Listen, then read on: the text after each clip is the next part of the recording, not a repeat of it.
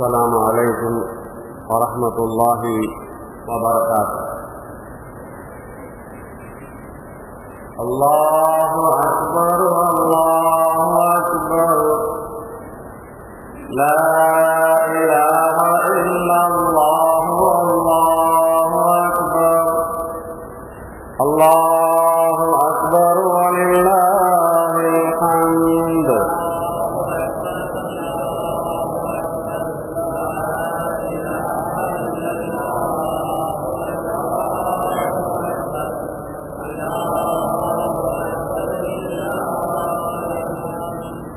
الله أكبر الله أكبر لا إله إلا الله والله أكبر الله أكبر ولله الحمد.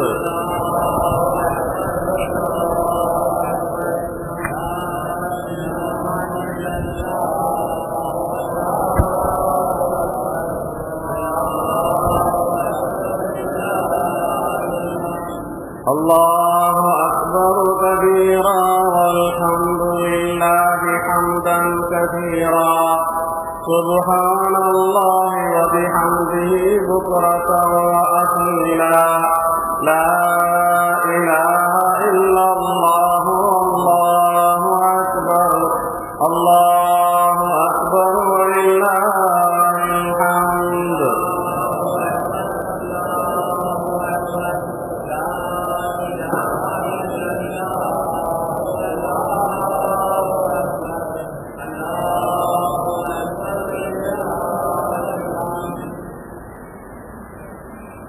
الحمد لله وكفى وسلام على عباده الذين اصطفى خصوصا على الرسول المصطفى صلى الله عليه وعلى آله وأصحابه وسلم.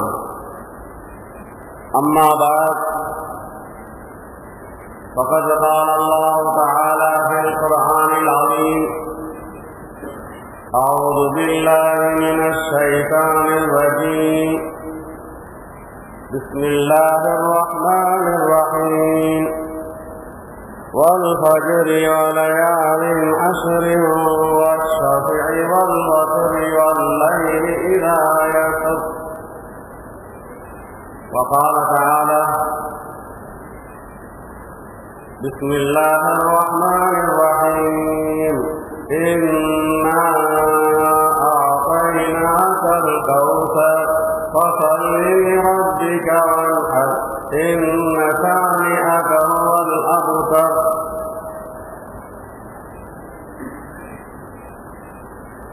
صدق الله مولانا العظيم. அல்லாஹ்வின் நல்லடியார்களே,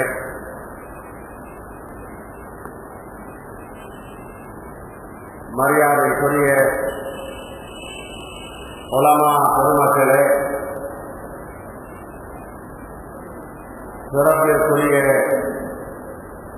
சகோதரர்களே, சென்ற வார ஜும்ஆ பயானிலே துல்ஹஜ் 10 நாட்களுடைய சிறப்புகளை எடுத்துரைத்தோம்.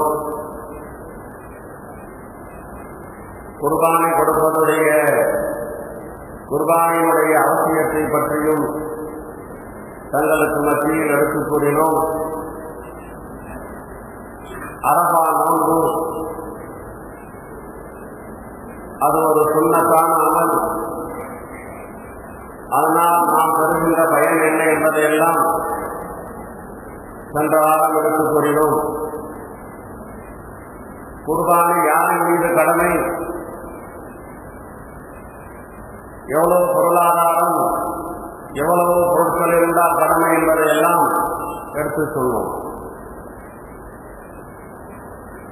அல்லாஹ் இந்த வாரமும் அதனுடைய தொடராக உங்களுக்கு மத்தியில் பேசுவதற்கு வாய்ப்பை தந்திருக்கிறார். அன்பானவர்களே, இன்று உலகத்தின் நாலாபுறத்திலிருந்தும் ஹாஜிகள் வினாவிலே ஒன்று கூடி ஷைத்தானுக்கு கல் எறிகின்ற அமலை செய்து கொண்டிருக்கிறார்கள். நேற்று அரபா பெருவெளியில் ஒன்று கூடி அல்லாஹ்விடத்திலே மன்றாடி துஆ செய்தார்கள், விக்ரிலே ஈடுபட்டிருந்தார்கள், இஸ்திக்ஃபார் செய்தார்கள். அல்லாஹ் எல்லோருடைய பாவங்களை மன்னிப்பதாக வாக்கு கொடுத்திருந்தான். எல்லோருடைய பாவங்களும் மன்னிக்கப்பட்டிருக்கும். இதை பார்த்து ஷைத்தானுக்கு ஆத்திரம் தாங்க முடியவில்லை. கை சேரப்படுகிறான். மண்ணை வாரி தலையில் அள்ளி கொட்டிக் கொள்கின்றான். எவ்வளோ கஷ்டப்பட்டு வருத்தப்பட்டு சிரமப்பட்டு நான் என்னுடைய அடிமைகளாக என்னுடைய பேச்சை கேட்பவர்களாக ஆக்கிய அவர்களெல்லாம் இன்று அல்லாஹுடைய விசேஷ அடியார்களாக ஆகிவிட்டார்களே என்ற கவலை அவனுக்கு நினைத்துவிட்டது.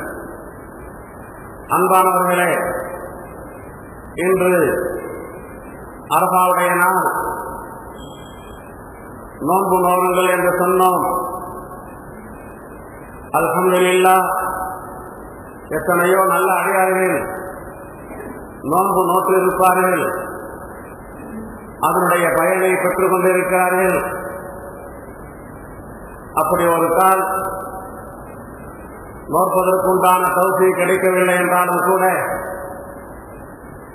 இப்படியெல்லாம் உணர்த்தப்பட்டும் கூட இந்த சுன்னத்தான அமலை நாம் செய்யாமல் அலட்சியப்படுத்திவிட்டோமே என்ற ஒரு வருத்தமாவது உண்டாக வேண்டும், ஒரு கை சேதமாவது உண்டாக வேண்டும். இப்படிப்பட்ட ஒரு வருத்தம், ஒரு கை சேதம் அல்லாஹ் இன்ஷா அல்லாஹ் அடுத்த ஆண்டு அந்த அரபாவுடைய நோன்பை நோற்பதற்குண்டான தௌஃபீக்கை நமக்கு நிச்சயமாக தந்தருள்வான். இந்த அரபா பெருவெளியில் தான் நம்முடைய மார்க்கம் நிறைவு பெற்றது, பூர்த்தி அடைந்தது. அல்லாஹ் ஆயத்தை இறக்கினான்.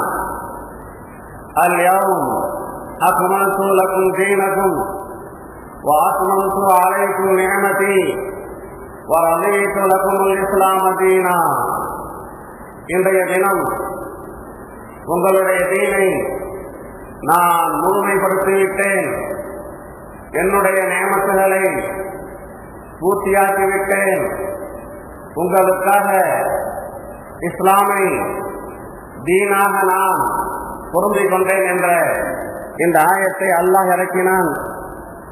யூதர்களெல்லாம் சொன்னார்கள், உமர் இப்னுல் கத்தாப் இடத்திலே, யா அமீரல் மோமினீன், ஒரு ஆயத் உங்களுடைய இறைவசனத்தில் குர்ஆனிலே இருக்கிறது, அது எங்களுடைய வேதத்தில் இருக்குமேயானால் அந்த நாளை நாங்கள் பெருநாளாக கொண்டாடியிருப்போம், பெருமிதம் அடைந்திருப்போம். நீங்கள் அதை ஒரு பெருநாளாக கொண்டாடவில்லையே என்ற கருத்துப்பட சொன்னபோது, ஆம், அந்த ஆயத் என்ன ஆயத் என்று கேட்டபோது, அல்யௌம அக்மல்து லக்கும் தீனக்கும் என்று சொன்னார். உடனே அந்த ஆயத் எப்போது இறங்கியது, எங்கு இறங்கியது என்பது எங்களுக்கு தெரியும். அரபா பெருவெளியில் ஜும்மாவுடைய நாளன்று அசருடைய தொழுகை நேரத்தில் இறங்கியது. எனவே அது எங்களுக்கு அது இயற்கையிலேயே பிறநாளாக இருக்கிறது, அரபாவுடைய நாளாக இருக்கிறது, ஜும்மாவுடைய நாளாக இருக்கிறது என்று பெருமிதத்துடன் சொன்னார்கள். அந்த உயர்ந்த உன்னதமான சிறந்த மதிப்பிற்குரிய இந்த யௌமுல் அரபாவிலே நாம் உறுதி கொண்டிருக்கிறோம். அன்பானவர்களே, சென்ற பயானிலே கூட சொன்னோம், 2 ஆயத்துகள் உங்களிடம் வாசித்தோம், அந்த 2 ஆயத்திற்கும் பொருள் சொல்வதற்கு நேரம் இல்லை என்று. இப்போது ஆரம்பமாகவே அதனுடைய பொருளை சொல்லிவிடுகிறேன். ஏனென்றால் விஷயங்கள் பேசிக் கொண்டிருக்கும் போது கடைசியில் நேரமாக ஆகிவிடும், அதனுடைய பொருள் சொல்லாமல் இந்த வாரமும் போய்விடக் கூடாது என்ற கவலையில். வல் ஃபஜ்ர், ஃபஜ்ரின் மீது சத்தியமாக, வலயாலின் அஷ்ர் 10 இரவுகளின் மீது சத்தியமாக, வஸ்ஸஃபி இரட்டையின் மீது சத்தியமாக, வல்வத்ர் ஒற்றையின் மீது சத்தியமாக, வல்லை இரவின் மீது சத்தியமாக அது செல்லுமையானார்.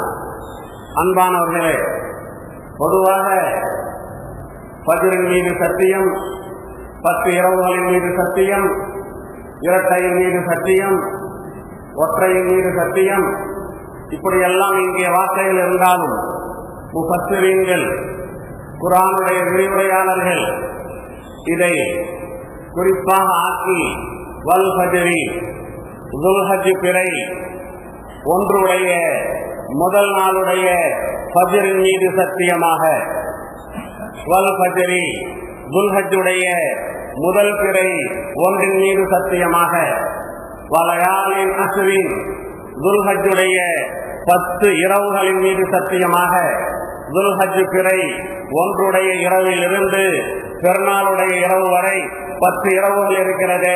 வலயாலின் அஷ்ரின் 10 இரவுகளின் மீது சத்தியமாக, வஸ்ஸஃபி இரட்டையின் மீது சத்தியமாக, துல்ஹஜ் பிறை 10வது நாள், அது இரட்டை படையின் 10வது நாள் துல்ஹஜ்ஜுடைய அந்த ஈதுல் அல்ஹா திருநாளின் மீது சத்தியமாக, வல் வஸ்ரி ஒற்றையின் மீது சத்தியமாக, இந்த பிறை 9 அரஃபாவுடைய நாள், இந்த ஒற்றையின் மீது அரஃபாவுடைய நாளின் மீது சத்தியமாக, வல்லை விசேஷமாக திருநாளுடைய இரவின் மீது சத்தியமாக. அல்லாஹு அக்பர், அல்லாஹ் மாபெரியவன். நம்மை எப்படியாவது சிறப்புப்படுத்த வேண்டும் என்பதற்காக, பாவங்களில் இருந்து நீக்க வேண்டும் என்பதற்காக, நன்மைகளை வாரி வாரி பெற்றுக்கொள்ள வேண்டும் என்பதற்காக இந்த 10 நாளை எப்படியெல்லாம் துண்டு துண்டாக சிறு சிறு பகுதியாக ஆக்கி ஃபஜ்ரின் மீது, இரட்டையின் மீது, ஒற்றையின் மீது, 10 இரவுகளின் மீது, திருநாள் இரவின் மீது என்று சொல்லியிருக்கிறான் என்றால் எதற்காக? நாம் அமல் செய்ய வேண்டும், அந்த நாட்களை பயன்படுத்த வேண்டும், இபாதத்துகள் கூடுதலாக செய்ய வேண்டும், அதிகமாக தஸ்பீஹ் செய்ய வேண்டும், குர்ஆன் ஓத வேண்டும், தக்பீர் சொல்ல வேண்டும், தான தர்மங்கள் செய்ய வேண்டும். இவ்வாறாக எல்லா அமல்களும் கூடுதலாக செய்ய வேண்டும் என்பதற்காக நம்முடைய பாவங்களை சிந்தித்து பார்த்து என்ன பாவங்கள் இருக்கிறது, பாவங்கள் இருக்கின்றன, என்ன குற்றங்கள் தொடர்ந்து செய்து கொண்டிருக்கிறோம், இந்த சிறப்பான நாளில் அந்த குற்றங்களில் இருந்து வீழ்வதற்கு அல்லாஹ்விடத்தில் கையேந்தி, யா அல்லாஹ், இந்த குறை என்னிடம் இருக்கிறது, இந்த பாவம் என்னிடம் இருக்கிறது, நான் முயற்சி செய்கிறேன், இதிலிருந்து வீழ முடியவில்லையே, நீ தான் எனக்கு தௌஃபீக் செய்ய வேண்டும் என்று அழுது கேட்டு நாம் திருந்த வேண்டும் என்பதற்காக அல்லாஹ் இன்னா ஆதைனா கல் கௌசர் ஃபஸல்லி ரப்பிக வன்ஹர் இன்ன ஷானிஅக ஹுவல் அப்தர். நாம் நபியே உங்களுக்கு கௌசரை கொடுத்திருக்கிறோம், நபியே உங்களுக்கு நாம் கௌசரை கொடுத்திருக்கிறோம். கௌசர் என்றால் நிறைய பொருள் உண்டு, ஏராளமான நன்மைகளை கொடுத்திருக்கிறோம், ஏராளமான பாக்கியங்களை கொடுத்திருக்கிறோம். இன்னொரு பொருளும் உண்டு, ஹவுதுல் கௌசர், தண்ணீர் தடாகத்தை கொடுத்திருக்கிறோம் என்று. பிரபல்யமாக நமக்கெல்லாம் தெரிந்த ஹவுதுல் கௌசர் கியாமத் நாளில் மஹ்ஷர் மைதானத்தில் மக்களெல்லாம் படும் பெரும் பாடுபடும் போது, வெயிலின் கொடுமையினால், வியர்வையில், தாகத்தில் அங்கே பெருமானார் ஸல்லல்லாஹு அலைஹி வஸல்லம் அவர்களுக்கு கௌசருடைய அந்த தண்ணீர் தடாகத்துடைய பெரும் பொறுப்பை அவர்களிடத்தில் கொடுத்து, நல்ல மனிதர்கள், சாலிஹான மனிதர்கள், அவர்களுக்கெல்லாம் நபி அவர்கள் தங்களுடைய கரங்களால் தண்ணீர் புகட்டுவார்கள். அந்த ஹவுதுல் கௌசரை பற்றி சொல்வார்கள். அது எவ்வளவு பெரிதென்றால், ஒரு மாத பயண தூரம் நடந்தால் எவ்வளவு தூரமாகுமோ அவ்வளவு நீளமானது. ஒரு மாத பயண தூரம் நடந்தால் எவ்வளவு அகலமாக இருக்குமோ அவ்வளவு அகலமானது. ஆகவே அகலமும் நீளமும் சமமானது என்றால் அந்த ஹவுலுல் கௌசர் சதுரமாக இருக்கும் என்பது தெரியும். அதனுடைய நீர் தேனை விட இன்பமானது. அதனுடைய வெண்மை பாலை விட மிக அதிக வெண்மை உடையது என்றெல்லாம் பெருமானார் சொல்லியிருக்கிறார்கள். அதில் ஒரே ஒரு கிளாஸ், அந்த கிளாஸில் இருந்து ஒரே ஒரு நிடர் அது குடித்து விட்டால் போதும், தண்ணீர் தாகமே மஹ்ஷர் மைதானத்தில் கேள்வி கணக்குகள் விசாரணைகள் முடிவு வரை ஏற்படவே ஏற்படாது. இன்னா ஆதைனாக அல் கௌசர், இன்னா ஆதைனாக அல் கௌசர், இன்னா ஆதைனாக அல் கௌசர் சொல்லிவிட்டு சொல்கிறான், இந்த ஆயத்துகள் எல்லாம் இந்த சூரத்துகள் எல்லாம் ஏறக்குறைய தெரியாத முஸ்லிம்கள் இருக்க முடியாது. அன்பானவர்களே, இப்படிப்பட்ட சின்ன சின்ன சூறாக்கள் இந்த வார்த்தைகளை நாம் பாடமாக்கி கொண்டாலே நம்முடைய தொழுகையில் தனி இன்பம் ஏற்பட்டுவிடும். என்ன பேசுகிறோம், என்ன சொல்கிறோம், என்ன ஓதுகிறோம் என்பது. உம்முடைய ரப்பை, உம்முடைய ரப்புக்காக நீங்கள் தொழுங்கள் என்று அல்லாஹ் கட்டளை இடுகிறார். நபி அவர்களுக்கு இடப்பட்ட இந்த கட்டளை பூரா சமுதாயத்திற்கும் 5 நேர தொழுகையும் இதில் வந்துவிடும். இருந்தாலும் கூட ஒரு விசேஷமான ஒரு தஃசீர் இதில் இருக்கிறது. பெருநாளுடைய ஈதுல் அல்ஹாவுடைய தொழுகையை தொழுகுங்கள். ஃபஸல்லி லிரப்பிக், துல்ஹஜ் பிறை 10 அன்று ஈதுல் அல்ஹாவுடைய தொழுகையை தொழுங்கள். வன்ஹர், தொழுது முடித்துவிட்டு குர்பானி கொடுங்கள் என்று அல்லாஹ் சொல்கிறான். குர்பானி கொடுங்கள் என்று அல்லாஹ் சொல்கிறான். ஆம், ஈதுல் அல்ஹா அந்த தொழுகையும் வாஜிபாக இருக்கிறது. அது எப்படி வாஜிபாக இருக்கிறதோ அதை போன்றே பெருநாளுடைய தொழுகைக்கு பின்பு குர்பானி கொடுப்பது வாஜிபாக இருக்கிறது. மன் வஜத சஅதன், பெருமானார் சொல்வார்கள், யாருக்கு வசதி இருக்கிறதோ, யாருக்கு செல்வம் இருக்கிறதோ அவர்கள் உல்ஹியா கொடுக்கவில்லை என்றால் பலா யகுபன்ன முஸல்லானா, நம்முடைய முஸல்லாவிற்கு, நம்முடைய ஈதுகாக இருக்கு, நாம் தொழுகின்ற இடத்திற்கு அவர்கள் வர வேண்டாம் என்று சொல்லியிருக்கிறார்கள். பள்ளிவாசலுக்கு வராதீர்கள் என்று நாம் சில பேருக்கு கட்டளையிடுகிறோம் என்றால் அது சாதாரணமான விஷயமா?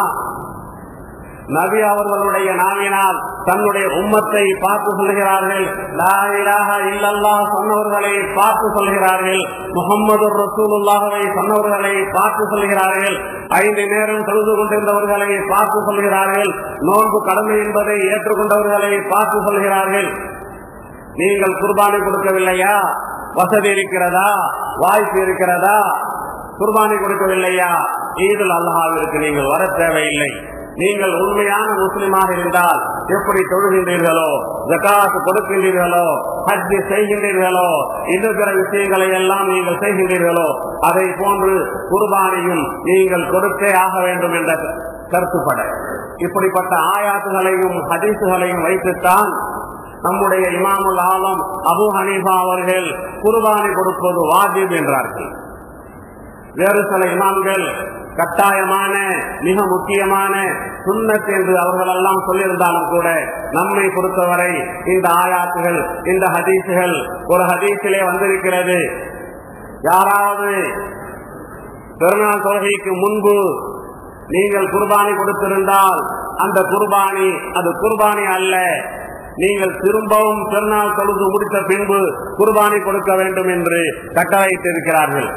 இமாம் சொல்கிறார்கள், குர்பானி கொடுத்து விட்டார் குர்பானுடைய நியத்தில் தொழுகைக்கு முன்பு, ஆனால் அந்த முன்பு கொடுத்ததை நபி அவர்கள் அது குர்பானி அல்ல, திரும்பவும் கொடுங்கள் என்று கட்டளையிடுகின்றார்களே, இது சாதாரணமான செய்தால் செய்யலாம், செய்யாவிட்டால் பரவாயில்லை என்ற அடிப்படையில் உள்ளதல்ல. வாஜிப் என்றால் என்ன? செய்தால் சவாபு கிடைக்கும், செய்யவில்லை என்றால் தண்டனை கிடைக்கும். இதுதான் வாஜிப். ஆகவே நாம் எந்த முறையில் இருக்கிறோம் என்றால், அன்பானவர்களே, எத்தனை பயான்கள் செய்தாலும் கூட, எத்தனை ஆர்வங்கள் ஊட்டினாலும் கூட, அலட்சியமாக இருப்பவர்கள் அலட்சியமாகவே இருக்கின்றார்கள். ஒவ்வொரு ஆண்டும் சொல்லிக் கொண்டிருக்கிறோம், சிறப்புகளை எடுத்து சொல்லிக் கொண்டிருக்கிறோம். நாம் இப்போது உதாரணத்திற்காக 2010ஆம் ஆண்டு நம்முடைய ஊரிலே குர்பானி கொடுத்தவர்கள் எத்தனை பேர் என்பதை கணக்கு சொல்கிறோம். நம்முடைய மதரசாவிற்கு மாட்டுத்தோல் 376 வந்திருக்கிறது. அதை 7ஆல் பெருக்கினால் 7 நபர்கள் கொண்ட ஒரு ஜமாத் ஒரு மாட்டை குர்பானி கொடுக்கும் என்பதற்காக 2632. செம்மறி ஆடு 436, வெள்ளாடு 198. ஆக மொத்தம் 2010 3266 பேர் கொடுத்திருக்கிறார்கள். 2011 மாட்டுத்தோல் 378, அதை 7ஆல் பெருக்கினால் 2646. செம்மறி ஆடு 403, வெள்ளாடு 239. இதை கூட்டினால் 3342. அல்ஹம்துலில்லாஹ், ஒரு சந்தோஷம். 2010 3266 பேர் கொடுத்திருக்கிறார்கள். 2011 3342 பேர் கொடுத்திருக்கிறார்கள். ஒரு 80 பேர் கூடுதலாக இருக்கிறார்கள். ஆனால் இப்படியாக ஒவ்வொரு ஆண்டும் நம்முடைய ஊருடைய ஜனத்தொகையை பாருங்கள், நம்முடைய ஊரிலே இருக்கின்ற செல்வந்தர்களின் நிலையை பாருங்கள், நம்முடைய ஊரிலே இருக்கின்ற பெண்களுக்கு இருக்கின்ற நகைகளை ஆபரணங்களை பாருங்கள். இந்த 3342 பேர் தான் கடமையாக இருப்பார்களா? சிந்தித்து பார்க்க கடமைப்பட்டிருக்கிறோம். ஆகவே சுமார் ஒரு 5000 பேராவது குர்பானி கொடுப்பதற்கு தகுதியானவர்கள் இருப்பார்கள் என்று நினைக்கிறேன். ஆகவே அலட்சியத்தின் காரணமாக, கவனக்குறைவின் காரணமாக, அல்லது இது சாதாரணமான ஒரு விஷயம்தான் என்று நினைத்து யாரெல்லாம் குர்பானி கொடுக்காமல் இருக்கிறார்களோ அவர்கள் குர்பானி கொடுக்க கடமைப்பட்டிருக்கிறார்கள். இந்த ஆண்டு நேரங்கள் போகவில்லை, நாள் பாக்கி இருக்கிறது. நாளைக்கு கொடுக்கலாம், முடியாவிட்டால் ஞாயிற்றுக்கிழமை கொடுக்கலாம். ஞாயிற்றுக்கிழமை சந்தை இருக்கிறது. சந்தைக்கு சென்று கடமையானவர்கள் அன்று ஃப்ரெஷ்ஷாக மாட்டை வாங்கி வந்து, ஆட்டை வாங்கி வந்து தாராளமாக கொடுங்கள். இன்ஷா அல்லாஹ் நான் அடுத்த ஆண்டு உங்களுக்கு அல்லாஹ் தௌஃபீக் செய்தால் பயான் செய்யும் போது அல்ஹம்துலில்லாஹ் சென்ற ஆண்டை விட இந்த ஆண்டு நீங்கள் கூடுதலாக கொடுத்திருக்கிறீர்கள் என்ற அந்த செய்தியை, சந்தோஷமான செய்தியை உங்களுக்கு நான் சொல்ல வேண்டும். அன்பானவர்களே, குர்பானுடைய சட்டங்களை அந்தந்த இமாம்கள் தங்களுடைய பள்ளியில் படித்திருப்பார்கள் என்றாலும் கூட நம்முடைய அருமையான சகோதரர்கள் எல்லா விஷயத்திலும் கவனக்குறைவாக இருப்பதை போல 5 நேர தொழுகையிலும் கவனக்குறைவாக இருப்பார்கள். ஜும்மாவுக்கும் மட்டும் வரக்கூடிய எத்தனையோ சகோதரர்கள் இருக்கிறார் என்பதற்காக ஒரு சில முக்கியமான விஷயங்களை மட்டும், பூரா சட்டங்களையும் அல்ல, ஒரு சில முக்கியமான விஷயங்களை எல்லாரும் தெரிந்து கொள்ள வேண்டும் என்பதற்காக நாம் கொடுக்க சொல்கிறோம். மற்றவர்கள் சார்பாக குர்பானி கொடுப்பது, நாம் நமக்காக கொடுக்கிறோம், மற்றவர்கள் சார்பாக குர்பானி கொடுப்பது. நம்முடைய சகோதரர், நம்முடைய மகன், நம்முடைய கணவர், நம்முடைய உறவினர்கள் அரபு நாட்டிலே இருப்பார்கள், வெளிநாட்டிலே இருப்பார்கள். அவர்களுக்காக நாம் குர்பானி கொடுக்கிறோம் என்றால் அவர்கள் உங்களுக்கு தொலைபேசியின் மூலமாக கட்டளையிட்டு இருக்க வேண்டும், எனக்காக நீங்கள் குர்பானி கொடுங்கள் என்று. அவர்களிடமிருந்து எந்த செய்தியும் அல்ல, நீங்களாக உங்கள் இஷ்டத்திற்கு வழமை பிரகாரம் எப்போதும் நான் என்னுடைய கணவருக்காக கொடுப்பேன் என்ற அடிப்படையில் குர்பானி கொடுத்தால் அந்த குர்பானி செல்லாது. நீங்கள் ஏதேனும் ஒரு மாட்டிலே சேர்ந்திருந்தால் பாவம், அந்த மாட்டிலே சேர்ந்திருந்த மற்றவர்களுடைய குர்பானியும் கூடாமல் போய்விடும். எனவே அவர்களாக உத்தரவு கொடுத்திருந்தால் சரி, இல்லை என்றால் தொலைபேசியின் மூலமாக தொடர்பு கொண்டு உங்களுக்காக நான் உங்களுடைய கடனை நீங்குவதற்காக நான் மாட்டிலே பங்கு வைத்திருக்கிறேன், ஆட்டை குர்பானி கொடுக்கிறேன் என்ற செய்தியை சொல்லி உத்தரவு வாங்குவது அவசியமாக இருக்கிறது. ஆடு, மாடு, ஒட்டகம் இந்த 3 மட்டுமே குர்பானியில் அனுமதிக்கப்பட்ட கால்நடைகளாகும். ஆடுகளில் செம்மறி ஆடு, வெள்ளாடு, தும்பையாடு, ஆனாடு, பெண்ணாடு போன்றவைகளும், மாடுகளில் பசு, காளை, கடேரி, எருமை போன்றவைகளும், ஒட்டகங்களில் ஆண் ஒட்டகம் பெண் ஒட்டகம் போன்றவைகளும் அனுமதிக்கப்பட்டவைகளாகும்.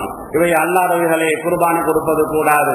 நமக்கு ஆடு வாங்க காசு இல்லை, மாட்டில் குர்பானி பங்கு சேர காசு இல்லை, எனவே நம்முடைய பங்கிற்கு ஏதேனும் நம்மால் முடிந்தது ஒரு கோழியையாவது அறுத்து குர்பானி கொடுத்து விடுவோம் என்று யாராவது செய்தால் அன்பானவர்களே அது குற்றம்.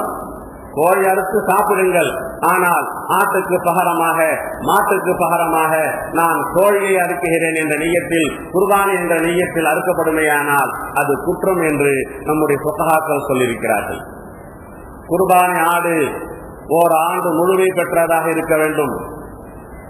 குர்பானி ஆடு ஓர் ஆண்டு முழுமை பெற்றதாக இருக்க வேண்டும்.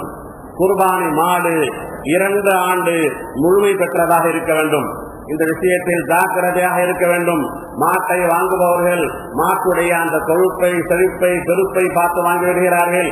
2 ஆண்டு பூச்சி அடைந்து விட்டதா என்பதை பார்ப்பதில்லை என்ற செய்திகள் வருகின்றன. எனவே மாடு பழக்க வழக்கத்தில் ஒரு ஆண்டுக்கு ஒரு பல், 2 ஆண்டுக்கு 2 பல் என்று அவர்கள் அனுபவ ரீதியில் வைத்திருக்கிறார்கள். 2 பருக்கள் இருக்கிறதா என்று பார்த்து நீங்கள் குர்பானி கொடுங்கள். அப்படி 2 பருக்கள் இல்லை என்றால் அந்த குர்பானியாக கூடாமல் போய்விடும். ஒட்டகம் 5 ஆண்டு முழுமை பெற்றதாக இருக்க வேண்டும். இவைகளை விட குறைந்த வயதுள்ள ஆடு மாடு ஒட்டகத்தை குர்பானி கொடுப்பது கூடாது.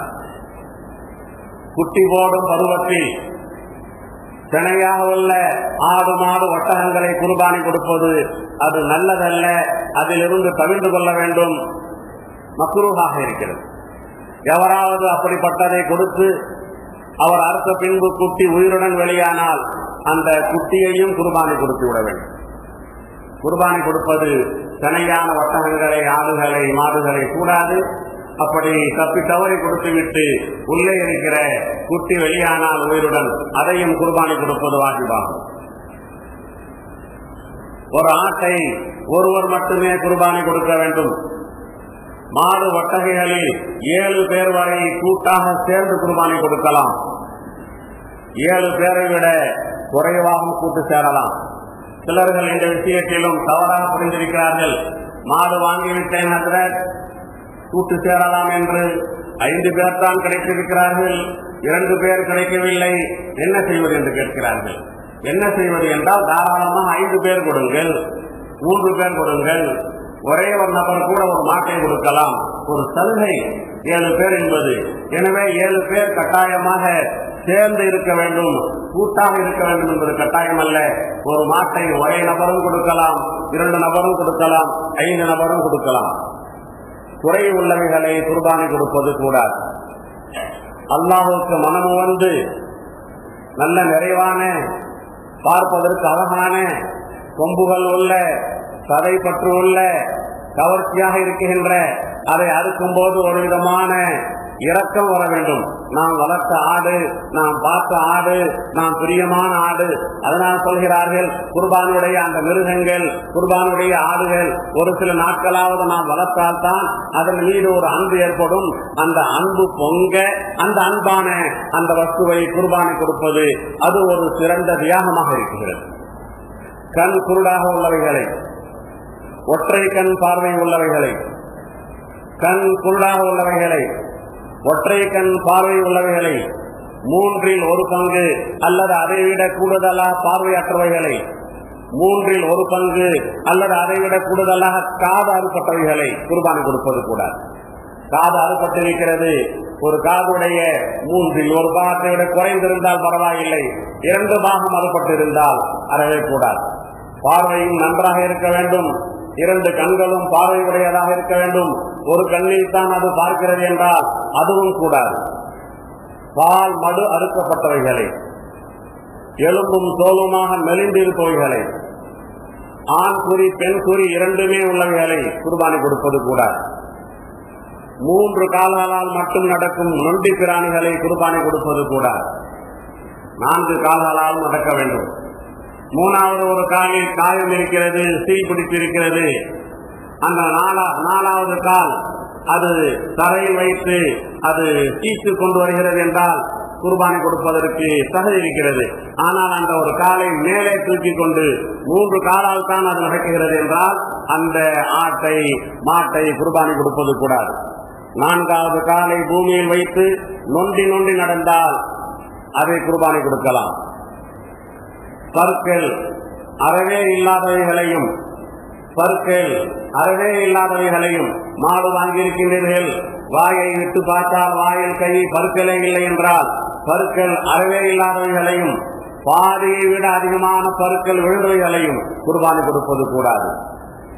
பிறப்பிலேயே 2 காதுகள் இல்லாதவைகளையும் 1 காது இல்லாதவைகளையும் குர்பானி கொடுப்பது கூடாது. பிறப்பிலேயே சிறிய காதுகள் உள்ளவைகள் குர்பானி கொடுப்பது கூடும். ஆடு மாடுகள் மற்ற ஆடு மாடுகளுக்கு இருப்பதை போன்று காது இல்லாமல் சின்னதாக இருக்கிறது, பரவாயில்லை. ஆனால் காதே இல்லை என்றால், 1 காது இருக்கிறது 1 காது இல்லை என்றால் குர்பானி கொடுப்பது கூடாது. 3இல் 1 பங்கு அல்லது அதைவிட கூடுதலாக வால் அறுபட்டவைகளையும் குர்பானி கொடுப்பது கூடாது. முழு வால் உடையதாக இருக்க வேண்டும். அந்த வாலில் சிறிவு ஏற்பட்டிருந்தால் அது 3இல் 1 பங்கை விட குறைவாக இருக்க வேண்டும். கூடுதலாக இருந்தால் அது குர்பானி கொடுப்பதற்குண்டான தகுதியை இழந்ததாக இருக்கிறது. பிறப்பிலேயே கொம்புகள் இல்லாதவைகளை குர்பானி கொடுக்கலாம். சில மாடுகள் கொம்புகள் இல்லாத மாடுகள் பிறப்பிலே இருக்கின்றன, அப்படிப்பட்ட மாடுகளை கொடுக்கலாம். ஆனால் கொம்பு இருந்தது, அது உடைந்து விட்டது. அது மேலோட்டமாக உடைந்திருந்தால், கால்வாசி அரைவாசி இப்படி மேலோட்டமாக உடைந்திருந்தால் அதையும் குர்பானி கொடுக்கலாம். முற்றிலுமாக உடைந்து முழு கொம்பும் உடைந்து அடியோடு உடைந்து அதனுடைய வேர்பாகம் வெளியே தெரிந்தால் அதை குர்பானி கொடுப்பது கூடாது. நிறைய சகோதரர்கள் கேட்கிறார்கள், எங்களுடைய ஆடு சண்டை போட்டு கொம்பு உடைந்து விட்டது, குர்பானி கொடுக்கலாமா கொடுக்கக்கூடாதா என்று. முழு கொம்பும் உடைந்திருந்து அந்த கொம்புடைய வேர்பகுதி வெளியே தெரியுமேனால் அப்படிப்பட்ட ஆட்டை குர்பானி கொடுப்பது கூடாது. அதிகமாக கேட்கின்ற இன்னொரு கேள்வி, விதை அடிக்கப்பட்டவைகளை குர்பானி கொடுக்கலாமா என்று. விதை அடிக்கப்பட்டவைகளை ஆடு மாடு குர்பானி கொடுக்கலாம், கூடும் என்பது மட்டுமல்ல, அது ஒரு சிறந்த செயலாகவும் இருக்கிறது. ஏனென்றால் விதை அடிக்கப்பட்டதின் காரணமாக அதனுடைய முழு சக்தியும் அந்த ஆட்டிலே மாட்டிலே இருப்பதற்குண்டான சாத்தியக்கூறு இருக்கிறது என்பதனால் அது குறையானது அல்ல, அது சிறப்பானது. வாங்கிய பின்பு ஏற்படும் குறைகள், நல்ல முறையில் வாங்கி வந்தோம் சந்தையிலிருந்து, இங்கே கட்டி போட்டு இருக்கும் போது மேய்ந்து கொண்டிருக்கும் போது எத்தனையோ ஆடுகளுக்கு குறைகள் ஏற்படுகின்றன. குர்பானிக்காக ஆடு மாடு ஒட்டகங்கள் வாங்கும் போது எந்த குறைகளும் இல்லாமல் இருந்து வாங்கிய பின்பு குறைகள் ஏற்பட்டுவிட்டால் அதற்குரியவர் குர்பானி கடமையானவராகவும் வசதி உள்ள செல்வந்தராகவும் இருந்தால் குறைகள் இல்லாத வேறொன்றை வாங்கி குர்பானி செய்ய வேண்டும். குறை ஏற்பட்டு விட்டது, நான் வாங்கும் போது நன்றாகத்தான் இருந்தது, பரவாயில்லை, இதையே கொடுத்து விடலாம் என்று நினைத்து விடாதீர்கள். அல்லாஹ் கொடுத்திருக்கிறான் காசுகளை, பணங்களை, வசதிகளை. அல்லாஹ்வுக்காக இன்னொன்றை வாங்கி குர்பானி கொடுங்கள். அந்த குறை ஏற்பட்ட அதை உங்களுடைய சொந்த உபயோகத்திற்காக வைத்துக் கொள்ளுங்கள். குர்பானி கடமை இல்லாதவர்கள் எத்தனையோ ஏழைகள் கடமை இல்லை, ஆசையின் காரணமாக சவாபை பெற வேண்டும் என்பதன் காரணமாக ஆடு வாங்கியிருப்பார்கள், மாடு வாங்கியிருப்பார்கள். அப்படிப்பட்டவர்கள் வாங்கிய பின்பு குறை ஏற்பட்டு விட்டால் இஸ்லாம் அவர்களுக்கு சலுகை தருகிறது. அந்த குறைகளுடன் அதையே குர்பானி கொடுத்தாலும் அல்லாஹ் அதை அங்கீகரிப்பான். காரணம், கடமை இல்லாத அவர் வாங்கி கொண்டார், வாங்கியிருக்கிறார், அதில் ஏற்பட்டிருக்கிறது என்பதற்காக. இப்படியாக நிறைய சட்டங்கள் இருக்கின்றன. அன்பானவர்களே, நேரம் ஒன்றாக ஆகிவிட்டது. இன்ஷா அல்லாஹ் நான் சொன்னதை போன்று உங்களுடைய இமாம்கள், ஆலிம்கள் சட்டங்களை சொல்லியிருப்பார்கள். ஆகவே குர்பானி சட்டத்தை பொறுத்தவரை அது ஒவ்வொரு நபருக்கும் தனித்தனியாக சந்தேகங்கள் வரும். அந்த சந்தேகங்களை ஆங்காங்கே இருக்கின்ற ஆலிம்களிடத்தில் கேட்டு தெரிந்து கொள்ளுங்கள். இன்ஷா அல்லாஹ் தஆலா நாளைய தினம் யௌமுல் ஈதுல் அல்ஹா, ஹஜ் பெருநாளுடைய நாள். நாம் எல்லாம் தெரிந்திருக்கிறோம், 2 நாளுக்கு முன்பு நல்ல மழை பெய்தது. மழை பெய்ததின் காரணமாக அந்த ஈதுகா தொழுமிடம் அது சேராக இருக்கிறது, பாய்கள் போட முடியாமல் இருக்கிறது, கால் வைத்தால் உள்ளே வாங்குகிறது என்று நம்முடைய நிர்வாகிகள் சொல்கிறார்கள். எனவே முடிவு செய்யப்பட்டிருக்கிறது, நாளை இன்ஷா அல்லாஹ் பெருநாளுடைய ஹஜ் பெருநாளுடைய தொழுகை இதே ஜாமியா மஸ்ஜிதில் நடக்கும். 7:15 மணிக்கு பயான் ஆரம்பமாக ஆகும்.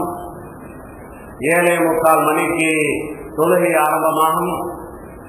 உங்களுடைய மஹல்லாவிலிருந்து 6:55 புறப்பட்டு 7:15 மணிக்கு வந்து முழு பயானையும் கேட்டு பயன்பெறுவதற்குண்டான வாய்ப்பை ஏற்படுத்திக் கொள்ள வேண்டும். ஏனென்றால் கொஞ்சம் முந்தையே வைத்திருக்கிறோம், ஒரு 1/4 மணி நேரம் குர்பானுடைய அமல்கள் இருக்கிறது. குர்பானுடைய அமல் முக்கியமானது, பிரதானமானது என்பதற்காக. எனவே இன்ஷா அல்லாஹ் 7:15க்கு பயான் நடைபெறும், 7:45க்கு தொழுகை நடைபெறும்.